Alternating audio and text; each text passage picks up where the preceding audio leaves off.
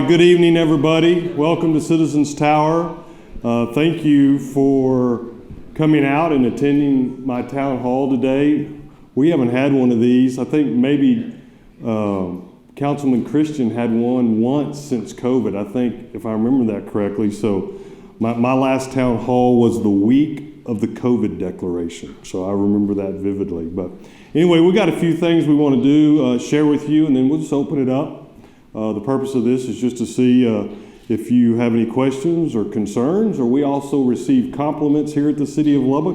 Anything you need to do to interface with your local government. Before we get started, I want to make sure you're aware we've got several of senior staff here. First off, Councilwoman Joy is with us. Thank you for being here. And Councilwoman Christy Martinez Garcia is here.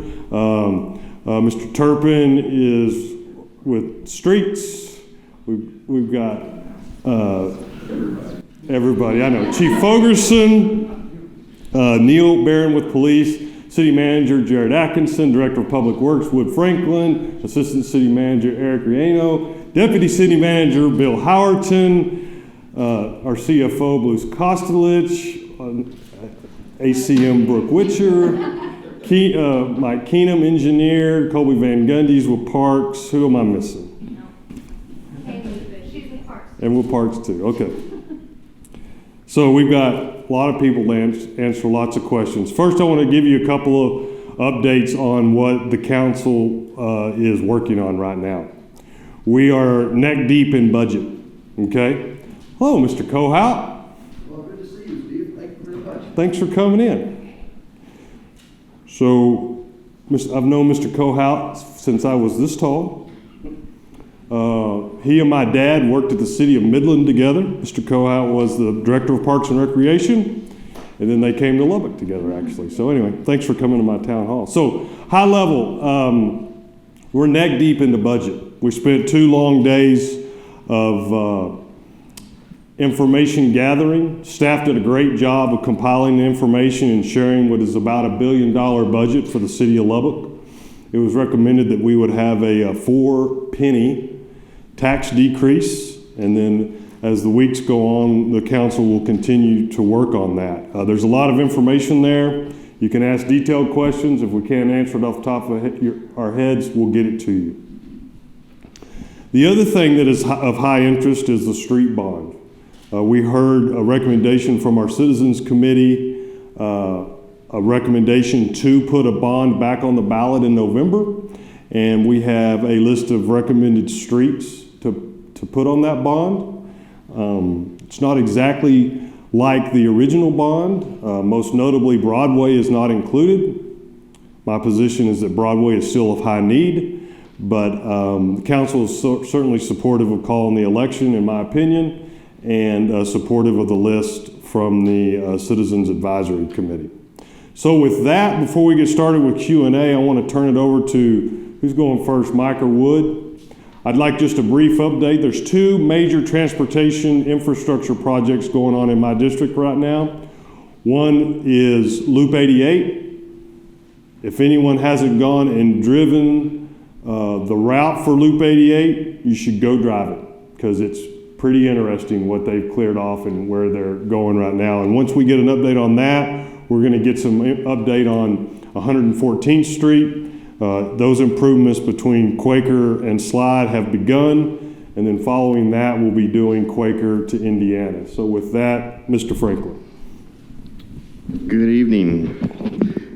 He said brief, so I'll go ahead and give a real brief update on Loop 88. And one thing that's kind of important, obviously it's going through your district. It is a large project that impacts the city, but it was one of those projects that we looked at, many projects that are ongoing, not only with the city and the county when we were looking at the bond with the Citizens Advisory Commission. So it's very important that we identify projects in that, and we do get calls sometimes, is this a city project, TxDOT project? And obviously Loop 88 is a TxDOT project. What you see before on the screens up here, they've got it broken out into what they call 1, 2, and 3 segments. So segment 3 is on the south side of town between Interstate I-27 or Highway 87 going all the way over to Highway 62. That's the first segment that's going to be constructed, and they've broken that segment out into phases. There's phase 3, A, B, C, all the way through G. And so the first phase that's under construction right now is 3A and 3B. They took the first two phases of those and put them together in one construction project. So right now we've got this of segment 3. So those what I was mentioning, 3A and 3B, those let in June of last year and currently under construction. So that's what you see all the progress going on. TxDOT's working real close to get the utilities relocated and get all the drainage infrastructure and everything that goes in underground before they work on the at-grade surface. What they're going to do, just for everybody's information, is it's currently 1585 is in place. That's kind of in the area of where the westbound access road will go, and so that's going to stay in place while they work on the eastbound access road or the south access road. They'll move traffic over there, then they'll come back and rebuild the westbound access road before they build the main lanes. So for phase 3A goes from Avenue U to Memphis, and 3B goes from Memphis to Chicago, and again, those were bid out as one project. They're going to be happening right now under construction. Total cost of that is $154.8 million. And that's estimated to be completed in 5 years, and we're just starting, TxDOT's just starting this year. The other phases, phase 3C, which is actually the interchange on 87, Highway 87 back to the east. That'll happen, and they plan on letting that in October of 2025 with the other phases years out all the way through 2031. So segment 3 is going to take about 15 years from first letting all the way through construction.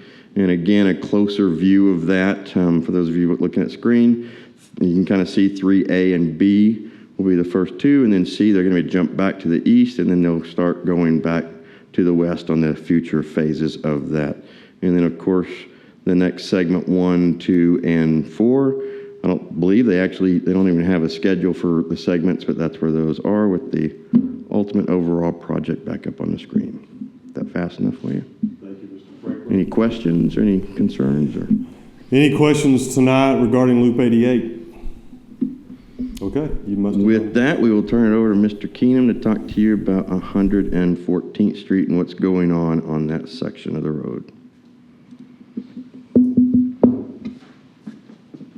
Got to raise the microphone a little bit. Nope, didn't say a word. Good evening, thank you all for being here, and we're going to talk a little bit about 114th Street. And I've showed this from Slide Road to Indiana, but we're doing it in 2 different segments, much like TxDOT broke theirs up. So the one that's under construction right now is Slide to Quaker. You guys have seen that. I haven't been out there today, but theoretically we were supposed to shift traffic. Has anybody actually driven that today to see if we shifted traffic on the new pavement section in front of HEB? If it didn't happen today, it's going to happen sometime very soon. So it was scheduled to switch traffic today on that part that they've done. And so that construction is ongoing. What we're doing with that is widening it to 5 lanes. It'll have 10-foot pedestrian bike path on both sides of that road. And we're also improving the drainage channel on the south side of that. So that'll be in front of Vintage and Oakmont where there's that current drainage channel. Unfortunately, we've got to take out all of those trees because the channel's got to be lowered, and to do that, we have to remove those, unfortunately. So Lone Star Dirt and Paving is the contractor that we've hired for that. They started on June 1st of this year, and that's scheduled to be completed November of next year. But we should be out in front of the HEB area. Hopefully we'll have that part done like east of Richmond probably before Christmas of this year, and then they'll continue on west. And so the cost of that one was $8.9 million. And you'll see in the next phase that hasn't started construction yet that the cost went up significantly for a similar stretch of road, as we've seen construction prices go through the roof with the volatility of the market right now. So that's the part that's under construction currently, and the contractor's doing a great job. They've been moving quite a bit on that one, going pretty well. And there's a similar project in Vintage that's a drainage project that, if you've seen some things, they're not tied to the roadway construction, but that's going on in that area as well. So just a typical street section. This is kind of, not to get too engineering nerdy on you, but you can see how this looks as you're looking from basically from west to east. If you cut the earth down the middle, you would see that the 5 lanes there, 2 travel lanes each direction, a continuous center turn lane, and that drainage channel there on the southern side of that roadway. The next piece that is in the process of beginning is the mile from Quaker to Indiana. Obviously, the intersection's already built at Quaker and at Indiana, and this mile will be coming soon. This is going to be under TxDOT oversight, so this one has federal funding associated with it. So 80% of this mile is funded by the federal government and the state, and the city's share is 20% of that. And so TxDOT bid it out. They are going to oversee the construction, and they're administering that whole process. And so the Transportation Commission should award this project next week. August 25th is the schedule that they will actually award it at the state. And then by the time they get the paperwork all done for that, we expect construction to begin November, December of this year on that mile. So hopefully the piece on the western mile in front of HEB will have moved further west, so clear up the intersection a little bit at Quaker when construction begins on this mile. Again, we're doing 5 lanes. We're doing the 10-foot shared bicycle pedestrian path. Important to note, everybody's wanting to know there will be a signal at Memphis on this mile, and so that will be an important addition. Allen Butler Construction is the one that we're looking to award that to, and I've done approximate dates on this one, 4th quarter of this year to have the notice to proceed, and about an 18-month construction time frame, so that would be done 2nd quarter of 2024. And the cost of this one is $12.8 million. So the mile to the west was 8.9. This is 12.8 to do another mile. So that's after the construction costs have gone through the roof with everything going on. So $4 million more to do this mile of stretch. But again, 80% of this is federal funded, so that helps us out there. And here's a section for this one, very similar to the previous one. We don't have as big of a drainage channel. From Memphis east, we'll have drainage improvements on the north side of the road, tying in some of that in that regard. There's my quick rundown on that one. Well done. Any Anybody have questions on any 114th? questions for Mr. Keenum on 114th Street? All that's independent of the bond issue, correct? That is a great point. That is independent, and it was independent prior to the first bond package that failed. It was already, both of those were already in the works. Although there are 2 other segments that was in the first bond package that related to 114th, and those 2 segments are in the second recommendation from the Citizens Committee, which would be slide to Frankfurt and Indiana to University. Did I do that right, Mike? Yes, sir. But great point. All right, any questions or comments about 114th Street? Okay, thanks, Mike, so much. So, okay, so let's hear what's on your mind. I think they've set some mics up. We are streaming on the city website, so if you wouldn't mind, if you have questions or comments, who's first? And please use the mics. Don't be shy. Go ahead, Mr. Cohout.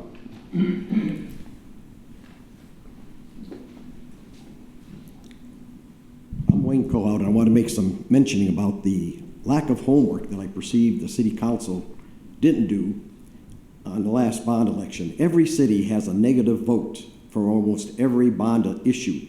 Doesn't matter what it is. Mm-hmm. What you need to do is go back the last 10 or so bond issues and see what that negative vote was, both in numbers of voters and in percentage of votes. And that's what you need to overcome in order to make this a successful bond issue. Now, the last bond issue, there were only 17,984 votes cast. That was about 9.9% of the 181,772 registered voters. That's sad. We are a country noted for its apathy as far as votes are concerned. We're lucky we get over 60% for a presidential election. Now, what we need to do then, the second thing that was not done, in my opinion, was advertising. AJ only has a circulation of about 32,000, and a lot of those who are reading that are older people, like myself, and unfortunately, a lot of the elderly are your naysayers as far as bond issues are concerned, because they don't want their property taxes to go up, which is understandable. But you can count on them voting no for almost anything because of that purpose, that reason. So now we figure we probably have at least 182,000 registered voters, so we need to make sure we get the word out. Not a lot of people, believe it or not, still look at the 10 o'clock news. We're high technology now, especially young people, they probably never look at the 10 o'clock news. So we need to make sure that people are knowledgeable that this is coming out. Now, it has received a lot of press because of what's been going on in the past year. So naturally, more people are going to be aware of it, but you've got to get the advertising out there. Door hangers, signs at the intersection, especially along 114th Street and some of these streets that people traverse, and they know they would like to see them built to where they look like 82nd, 98th, Milwaukee Avenue, but you got to get the word out, and I sincerely hope. You can ask for volunteers to be door hangers, and I think you'll find a lot of people will just do that. So that's what I wanted to say and point out. Otherwise, I'm totally for this bond issue. We need to have better roads, and I hope we get it for all 200 million of it. Thank you. Thank you, Mr. Kohout. So I agree with you. I've talked about missteps, some of which I take responsibility for on the last one, but we've got to have citizen support and citizen promotion of this bond. That probably culminates around a PAC, but you're right, it's going to take foot leather and door-to-door and citizens getting out. It doesn't do any good for me and Christy and Luttrell to stand up and support it. They don't want to hear from us, they want to hear from you, which maybe, should I take that as a volunteer? You just volunteered? All right, that sounds good. Yeah, okay. Yeah, thank you for your comments. Okay, who's next? What's on your mind? Thank you for the opportunity. I'm born and raised in Lubbock, and then I moved away for about 30 years and moved to Los Angeles. And I was sitting on the sofa one day, and I guess the Lubbock Chamber of Commerce bought a spot on one of the local LA stations, and it said, Lubbock, Texas, make Lubbock your vacation destination. You know, and here I am sitting in LA, and I moved back a few years ago, and I'm just curious, Lubbock is getting large enough now that maybe we should consider putting something in Lubbock, some type of an attraction that's not Texas Tech or medical that would make Lubbock a destination. And I don't know if maybe that's a Chamber of Commerce question or a city council question, but I think we're getting large enough now that we need to consider something like that so that we can put ourselves on the map other than going to a Tech game. Well, that was a good, is that all you have, or I can respond That's to it, that? yeah. So thank you for that. I think it's interesting. We are very fortunate that we're growing at a what I would call healthy pace. You know, what comes to mind first, and I know people talk about it today, and there was significant effort in the past, was pro baseball. And you know, I think there's groups here in town that would still support that. And we had semi-pro baseball for a while, the Lubbock Crickets. But there was significant effort at one point in time to take 19th, the southwest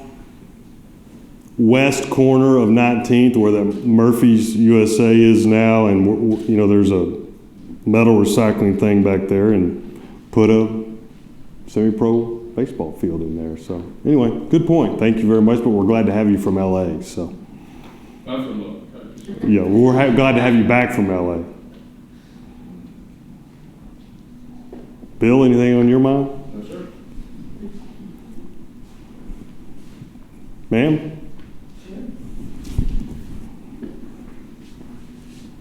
I'm not sure if this is relevant to the discussion about streets, but I'm bringing a concern just in general. I'm from District 3, but I was told by the city manager's office I could still come to the town hall meetings.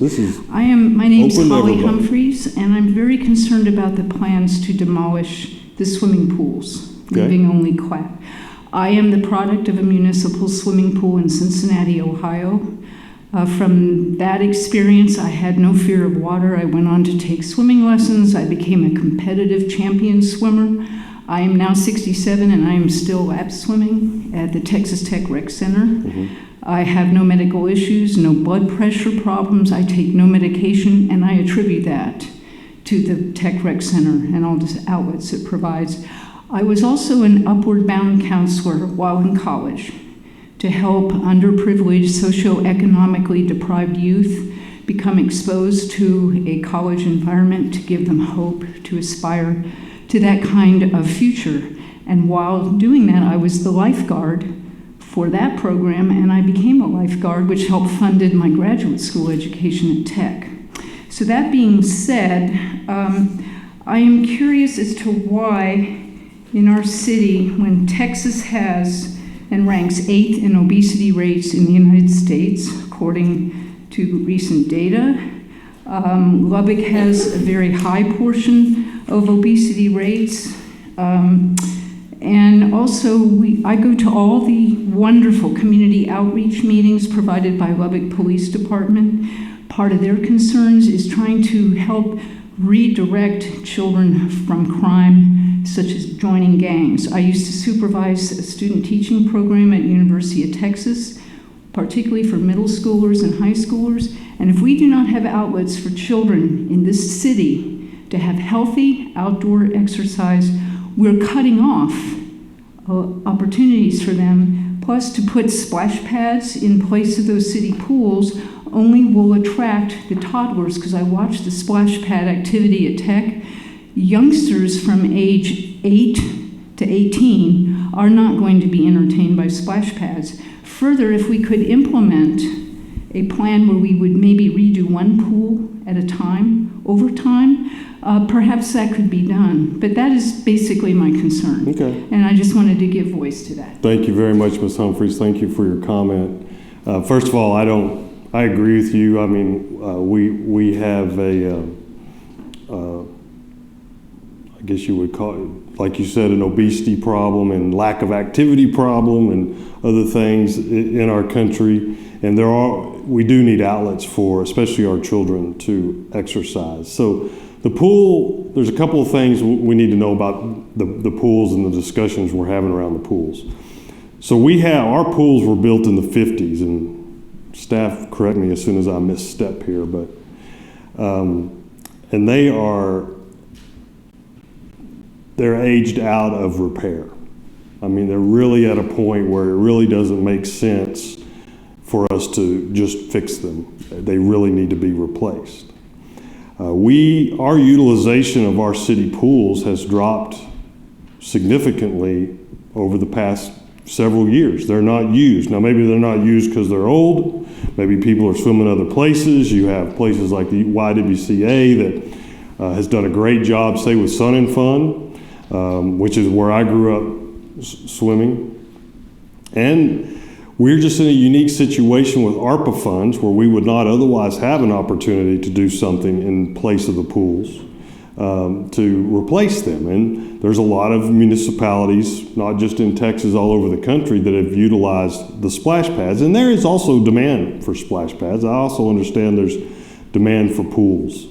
But I understand your point, and I know that I don't have a public pool in my district, nor is my district on the list to get a splash pad. I know Ms. Martinez Garcia has some discussions about pools. Ms. Joy, I don't know if you've had much. You don't have any either, do you? So I think there's a lot of discussion going on around your topic, and I would encourage you, if you haven't visited with Mr. McBrayer, to visit with Mr. McBrayer. What else? Mr. Kohout. This is a bit off the topic, but I wish that our planning and zoning department would take better heed of how to name streets on new subdivisions being built or any in-house construction. Give an illustration. I live on 106th Street in Winston. 106th Street is just south of that easement for the high power lines that go east and west. That's right. I know exactly what you're talking And then about. there was the only other street that went east and west was 110th. And then finally, they sold off some of the land that unfortunately Lequity LLC still owns, and is not a very good corporate citizen. They allow a lot of dust for the people living north and east of it. But anyway, when they went to build a subdivision, another contractor, they put in a couple of blocks of new streets. And when I noticed when the street signs went up, oh my gosh, they were nonsensical. After 106 came 109th. Then after 109th came 109th place. Then there was no street, then there was 110th. So I went to City Hall and I went to the city planning department, and unfortunately the department head was on vacation. So I talked to his assistant. And he said, well, he drew a line from east of Chicago and then from a subdivision that was not even in sight of where this area was. And he drew a line, and by gosh, that was 109th Street, just happened to be right there. He did not take into account the logical sequencing, 106th, 107th, 108th, and there would not have been 109th at all, let alone 109th place, and then 110th. I'm talking to these people that live on those cul-de-sacs that are titled 109th and 109th place. They have a lot of problem getting deliveries. And I saw one of the problems. Their big food delivery was sent on 109th place, rotted, because it was supposed to have been on 109th Street. You see what I mean? Mm-hmm. Same address. And so, for gosh sakes, I think they should apply a little better discern as far as figuring out how these streets should be named. It's bad enough that you get these thumbprint subdivisions. In fact, there's a few places where they don't have, and you have an intersection with no street sign yet. And I brought that to the attention of the city a couple of times because it's very hard to find it. I took involved in the census that occurred here 2 years ago. And I had a hard time figuring out how to find some of these census locations in order to consummate the census. So please put the bug in their ear to be a little bit more logical in their arrangement and numbering of cities, streets. It's bad enough the way it is. And another point, when you look up a new subdivision, like what went up with the Beaten Bow subdivisions just west of Upland, the two of them now, Google Maps does not incorporate those areas very quickly. And one weak link about Google Maps is they will not tell you cannot find. They will lead you someplace, a mile east or whatever. So consequently, we couldn't get contractors unless we told them, don't Google it. Use your common sense, find 103rd Street west of Upland. And if you make streets now that are nonsensical, like we have seen people try to find people on 109th Street, and they're wondering why they're not where they're supposed to be. I want to say, just please try to keep the confusion to a minimum. Thank you. Sounds good. Do you have any response on? I can't tell you that I'm involved in naming streets, so. But they're in your region now. I know, they're in my district. No one from staff wants to take that one? Do what planning, they're not here? Okay. Duly noted. Okay, they'll deliver the message. Well, anything to reduce confusion. I will say that easement associated with those high-powered lines, actually, if you look at that, I have some questions about that one because, for example, I have many requests for, we've talked about this, a signal on Quaker somewhere between 98th and 114th. I mean, Quaker's become a very fast thoroughfare, particularly because of HEB. Well, there is no collector that crosses directly across Quaker, which causes a problem when we're trying to put a signalized intersection. All right? So the high-powered electrical easement seems to cause a problem right there. Also, sir, we have an issue with trying to get the owner of the easement on 106th Street that goes from Vicksburg onto Church of the Rock. It's owned by a private individual who's a house builder, okay, home builder. We have to force him to mow that easement every year. He will not normally mow it. So we have to file complaints with the city who eventually force him, and finally he'll mow it. The easement to the east of Vicksburg is now owned by the city, which is nice because they mow it pretty regularly. That's not an issue as far as an eyesore. So that's something else that another thing would be code enforcement. They need to be more proactive, not wait for a complaint to be registered. Just so right now they're on TV, they can't hear you. Oh, I'm sorry. No, I'm saying that our code enforcement section needs to be proactive and not wait just for complaints to come forward to them. If they see a violation, they need to act upon it and get it going. And there are some developers here who are not good corporate citizens. They allow their sites to be a dust bowl. And the areas around the Lequity acreage, about a little more than 16 acres, has been a source of dust for the last couple of years. And he had to be forced to put up a silt fence all around there because he wouldn't have done so otherwise. And the city was not going to make him do it until we made the city make him do it. And it's a good thing because the alley there north of his site would have been inundated with sand. So we need to be a little bit more mindful that while these developments are good to be taking place, the owners of these vacant sites need to be more concerned about the people living around them, especially considering the winds that we have coming from the west. And it's been a source of complaints, and I'm sure if you were to ask how many complaints were registered on that site, you'll find quite a few. Thank you. You bet. And you're right. I get lots of calls on all those topics. Code enforcement's one of those things, and especially those of us that are elected in this room, we deal with code enforcement issues every day. And they're different in my district than they are in Christie's or in Luttrell's. But we all have code enforcement issues, and you never can do enough code enforcement. And you're right, we should always be proactive with code enforcement. Okay, I know I have one new face. Ma'am, did you have a question? You're just here to learn, okay.